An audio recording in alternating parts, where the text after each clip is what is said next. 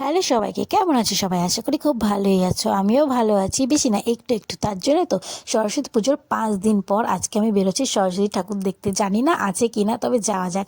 আমি আমার বাহনটা নিয়ে বিকাল বিকাল বেরিয়ে পড়লাম সরস্বতী ঠাকুর দেখার উদ্দেশ্যে। প্রথমেই আমি এখানে চলে এসেছি ঘাটে। আমি ঘাট থেকে গঙ্গার ওই পারে যাব। আমি যাব কালনায় সরস্বতী ঠাকুর দেখতে, তাও 5 দিন পরে যাচ্ছি।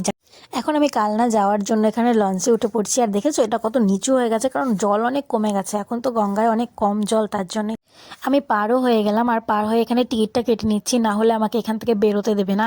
এরপর এই টিকিটটা দিয়ে আমি রাস্তা দিয়ে যাওয়ার সময় দেখছি এখানে না একটা ঠাকুরের দর্শন পেয়েছি, যা হোক লাইট ফাইট কিছুই তেমন ছিল না।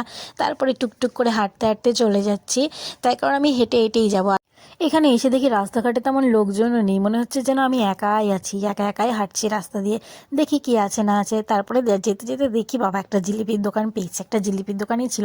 এরপরে একটা প্যান্ডেলে ঢুকে দেখি সব কিছু বন্ধ করে দিয়েছে। আর এখানে যা বরফের ব্যবস্থা করেছিল, সব বরফ নিচে পড়ে আছে, কিন্তু এখনো গলেনি। এরপরে প্রতিমাটাকে দেখে এখান থেকে আমি বেরিয়ে চলে আসলাম মনে দুঃখ নিয়ে, কারণ এখানে যদি লাইটিং থাকতো অনেকটাই সুন্দর লাগতো দেখতে। ওখান থেকে বেরিয়ে আমি রাস্তায় উঠেই দেখি এখানে বাচ্চাদের সেই খেলনার গাড়িগুলো একা একাই ঘুরছে, এর মধ্যে কোনো বাচ্চাই নেই।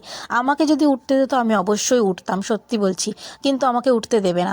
সাইডেই দেখি একটা ক্লিপের দোকান, এখানে নানান রকমের ক্লিপ রয়েছে, তার জন্য এখান থেকে কিছু ক্লিপ আর কিছু গার্ডার নিয়ে নিলাম। এরপরে এখানে একটা মালার দোকান, বা এত সুন্দর সুন্দর মালা, আমি কি বলবো। এই মালাটা দেখছো তো, এটা আমার খুব পছন্দ হয়েছিল, কিন্তু আমি নিইনি। আমি এমন একটা মেয়ে না, যেটা পছন্দ হবে তার পাশেরটা নিয়ে আসবো। তার পাশে থেকে আমি একটা নিয়েছিলাম, একটা কানের আর একটা মালা নিয়ে এসেছিলাম।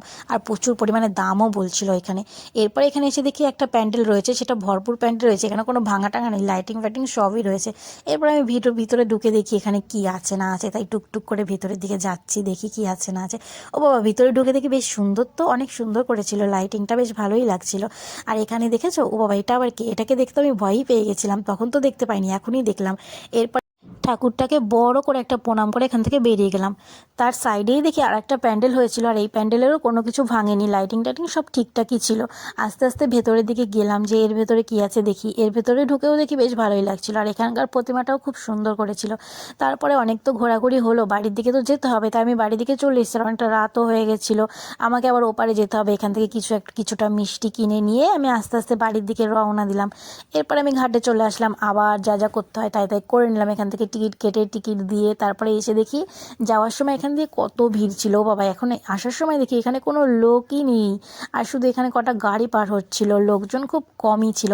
আর আমি যেখান দিয়ে যাবো সেখান দিয়ে তো কোনো লোকই ছিল না, দেখি একটাও লোক নেই। আমার এটা দেখে আমার একটু একটু ভয়ই লাগছিল। তো আজকের ভিডিওটা আমার এই পর্যন্তই ছিল। তোমাদের কেমন লাগলো আমাকে অবশ্যই জানিও, আর ভালো লাগলে লাইক কমেন্ট শেয়ার অবশ্যই করে দিও। টাটা।